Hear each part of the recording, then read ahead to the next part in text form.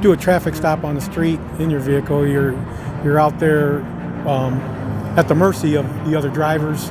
Historically, the number one cause of death for law enforcement officers is traffic-related crashes. So this is an officer safety issue as well. Yeah, our officers are able to deploy in a safe manner, especially on the expressways, behind barricades, maybe overpasses, definitely out of the way of the traffic. This camera has made it easier to do a traffic enforcement. The people that are assigned to our traffic section are the most senior people in the police department, and they haven't grown up with cell phones. They haven't grown up with computers.